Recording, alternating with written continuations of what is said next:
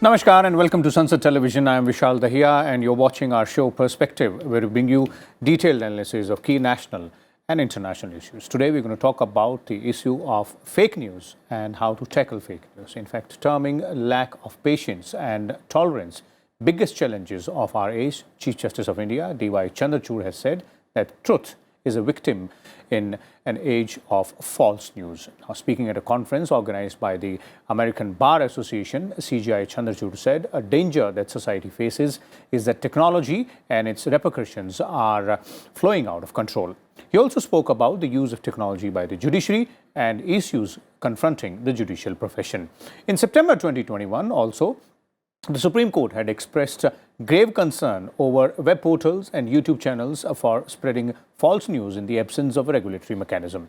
Now, over the years, the government has put in place statutory and institutional mechanisms to combat fake news. For print media, Press Council of India has framed norms of journalistic conduct under the Press Council Act 1978, and all TV channels are required to adhere to the program code under the Cable Television Networks Regulation Act 1995. Now, for digital news platforms or publishers, the government has notified the Information Technology Intermediary Guidelines and Digital Media Ethics Code Rules 2021 under the IT Act 2000.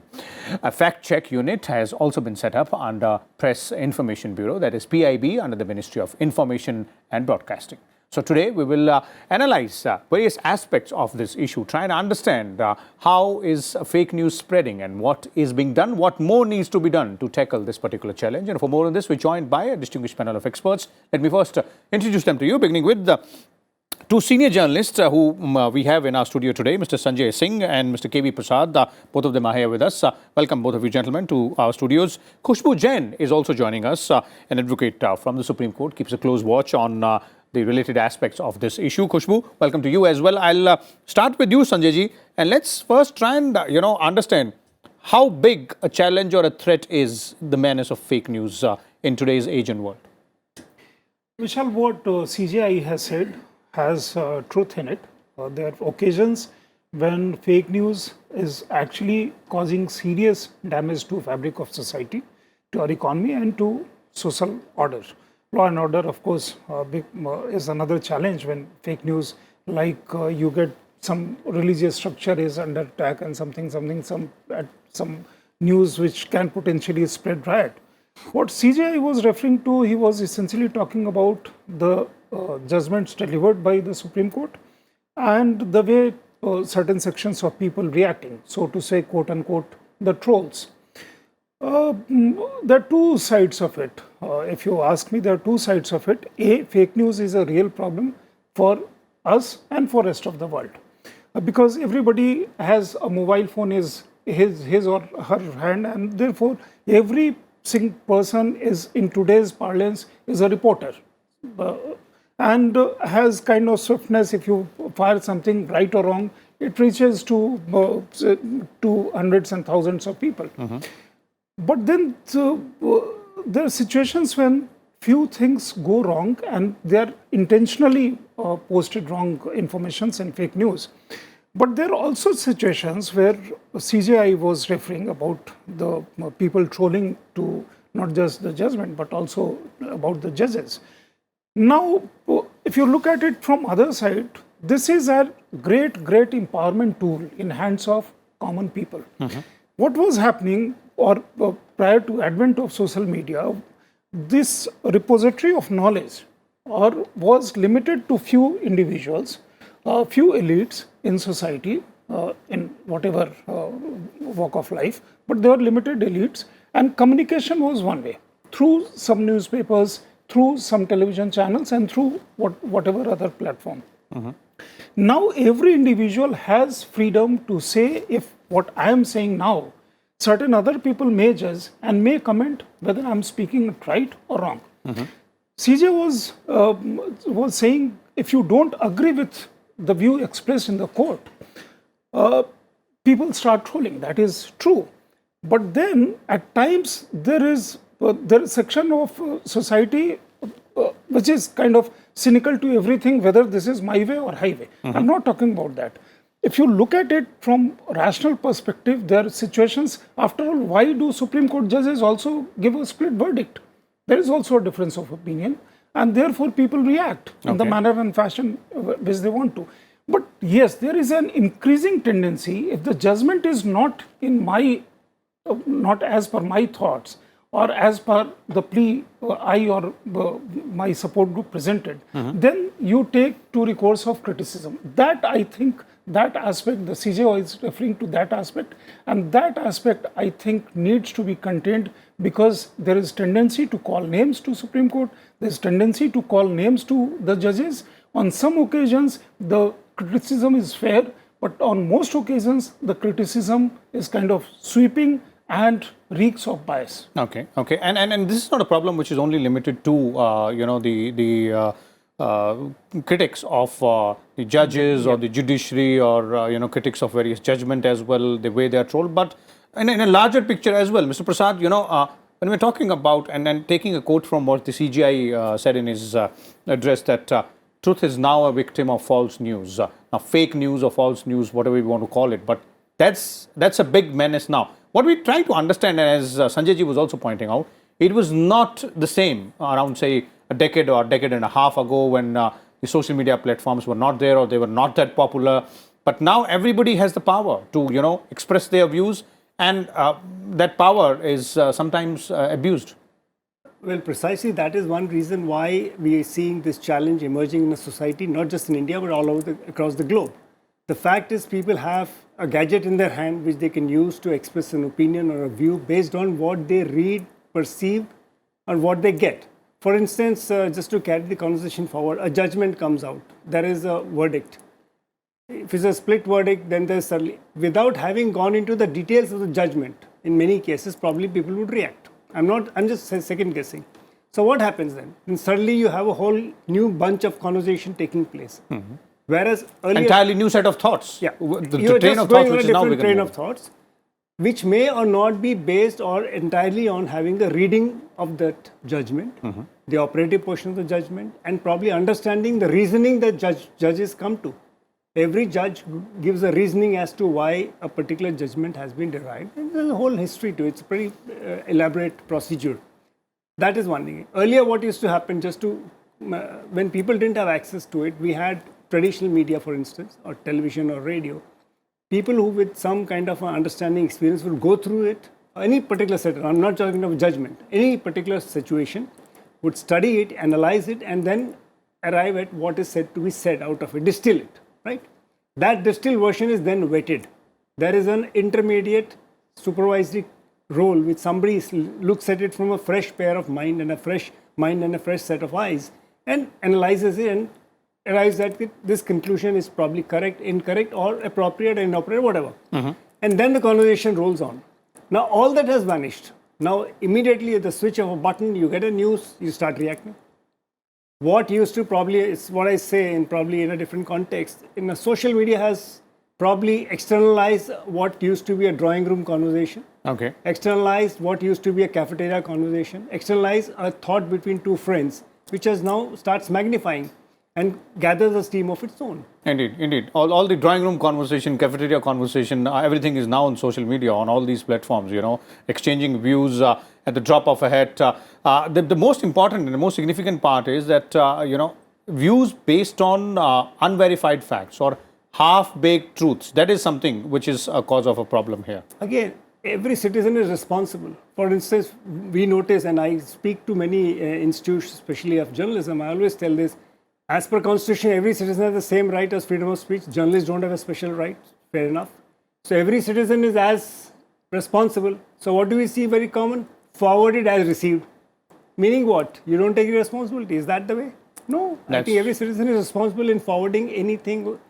It's received on an instrument, which of course we can come to it later. Okay. We'll come to that part, but let me first bring in Khushbu here as well. Khushbu, as you heard both the gentlemen here, the checks and balances part, that's becoming really important, really significant in today's age, the era of social media platforms, digital technology, and then this technology is growing by leaps and bounds as well. we have had these discussions earlier also, how we need to keep track of what is happening on the technology front, make our laws and regulations in the same way, adaptable to that particular development. Where do we stand now in terms of tackling the menace of fake news or false news legally? And are these laws which we have or regulations which we have right now, enough for us to tackle these challenges? See, with every technology, there has always been a period of learning, and old laws or archaic laws need to be updated for the present times. If you look at, I think both the panelists with me would agree, the invention of printing press, radio, television, all had a similar learning periods with where society updated its norms, regulations, laws to the limit of bad behavior that was enforcing with the good of these technologies coming in our day-to-day life. Now with social media, we are currently in this learning phase today. Now, new technologies certainly bring in a lot of aspect where our ease of life is there, but that also brings a lot of uncertainty, and that is not immediately clear when those technologies come, that how our laws, the existing laws, can address those issues and how they need to be updated. So I think that's the situation which we were facing, and not just us, but I think countries across globe were facing the similar issues, and every country is trying to grapple with this menace of fake news, misinformation, disinformation, which is spreading over social media platforms. And social media platforms have become one of though they are not the news channels or the authentic news publications, but still I think half the population that is there on social media are coming on social media for watching news and for getting information around the world with respect to news. So now coming back to your direct question, that are our current laws matching to the standard? See, we do have laws, but we don't have direct dedicated law that deals with the fake information, and that has been talked by our government, and that has been discussed by the Supreme Court of India time and again whenever such issue comes in. And I would say tackling of fake news is not an easy task for any government regulators, because if you'll see, the policymakers around the world are searching new ways to deal with information. Bringing law is not enough, but enforcement of that law is also something which has to be looked into, especially when I talk about misinformation, fake news. There's an aspect of free speech, and what is the thin line between which is the fake news and which is not the fake news. So governments are grappling with it, and government has come up with regulation. The new IT rules of 2021, which was been introduced by the government of India, specifically talks about building obligations on intermediary to ensure that users do not host, upload, modify, publish any kind of information that tries to mislead or deceive the addressee about the messages, or spread misinformation or disinformation using the social media platform. Apart from that, you do have basic laws which do cover about spreading of fake news, which are punishable offenses, or there are cases where you can go for defamation and other things.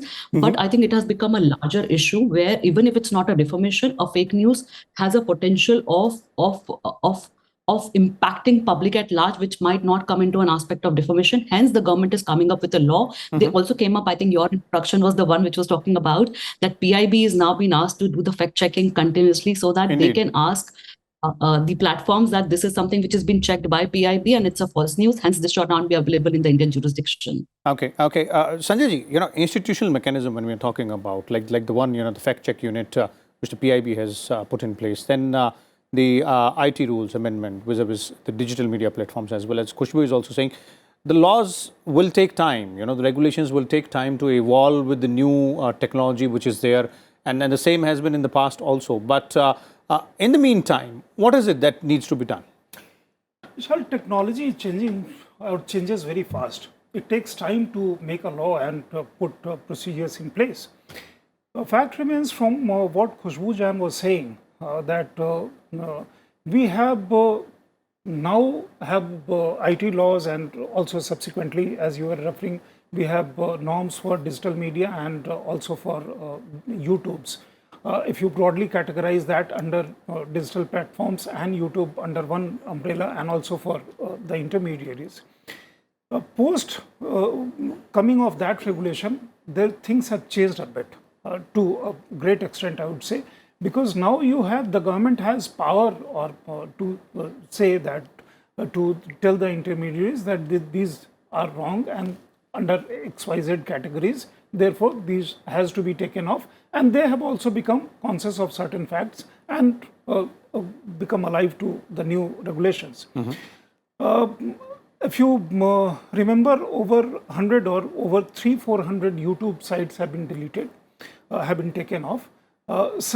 Most of them were originating from outside of territory of India, mostly from our neighboring countries and some other places. They were not, even now, as we speak, there are hundreds of things on social media which are blatantly and patently false, which has nothing to do with facts. You talked about half-baked truth. Half-baked truth is kind of dangerous, but even more dangerous is complete and blatant lies. And you kind of you have technology and tools whereby you can Photoshop something and say something else, and that creates a situation whereby it becomes very difficult for the authorities to meet those challenges. You also had 66A for some time, which was taken off after Supreme Court's intervention, and it was proved that this is much abused law, had become a much abused law of the land. Now we are in a situation whereby people are becoming slightly conscious. Institutional mechanism has been put in place, and therefore, as Prasada was saying, forwarded as received, that tendency also is coming down a bit. Okay. Because there was a tendency to forward it as received, to send that as particular thing. But when the new set of regulations came in, some crackdown also happened.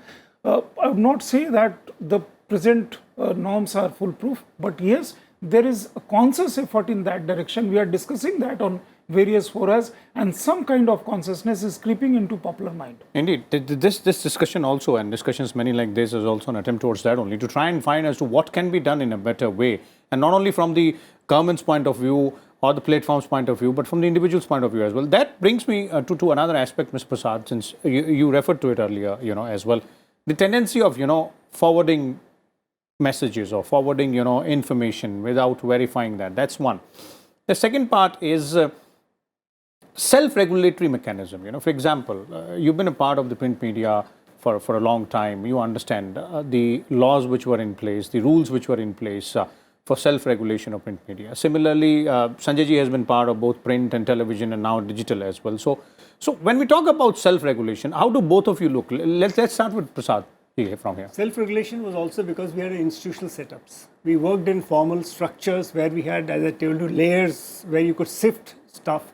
And by the time the gatekeeper opened the gate for the news to flow into the public realm, there were certain standards set on the way when we actually would go into it. So there were multi-layered systems, whether it was television, whether it was news, radio, or print media. This is a very well established system. Because at the end of the day, you're in a newspaper industry, every morning or whatever periodicity your publication is coming out, you are publishing in black and white. So there is no shades of gray there, right? We are there out in the public domain every morning, and if there is anything wrong, we can be straight away be acted against. In what form and fashion is what I'm not getting in. What I'm saying is, but we are responsible for everything we write. So that sense of, whereas you mentioned, and I think Sanjay also mentioned, the fact is now we have access to technology where every individual is free to air an opinion or react to a situation the way they are reacting. That is what is leading to the situation where unverified, less verified, or the tendency to believe what comes to you on a platform from a reliable source, as you would believe, a classmate or a friend or a colleague whom you trust, sends you, hey, I found this interesting, would you like to watch? And you find it mind-blowing, and you say, okay, let me send it across now. You're actually doing the chain processes without even getting into the checks and balances. So that's what happens every time. Okay. And I think that is a challenge that will continue till we find, as one, raise the level of consciousness. Tell people that what we are doing is this. Let's all work collectively together. I think the fact-checking is as much societal issue. I mean, government comes from the people, right? but government have only a limited area to work on, because excess government is also people will resent. End of the day, we'll have to find a balance. Okay, finding a balance, and that means the industry itself. Those professionals like you, Mr. Prasad, and myself. We will also have to be very conscious of the fact that yes, there is a responsibility. Vishal, again, there are two sides. I remember when I was a young reporter and I'd done some report, and there was some letter came to my office saying that this he was angry or whatever, and he said he's referring that to Press Council of India. So the matter reached to my editor, then editor, and I was asked for an interview with my editor, given a chance to meet him. And he said, "Kya hai?" I said, what is your story? I explained him my story. I said, there is this Press Council of India. He says, has notice come from Press Council of India? I said, yes. Throw that in dustbin. Kuch nahi hai. Bhul jao.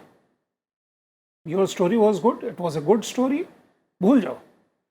So even if Press Council of India has been mandated by a law, and some justice presides over Press Council of India, look at the kind of influence or the authority Press Council of India had. He was very well respected editor. I would not name him. You also had a body which used to take care of broadcast news, which is television, TV news, and TV had all kinds of news all the time.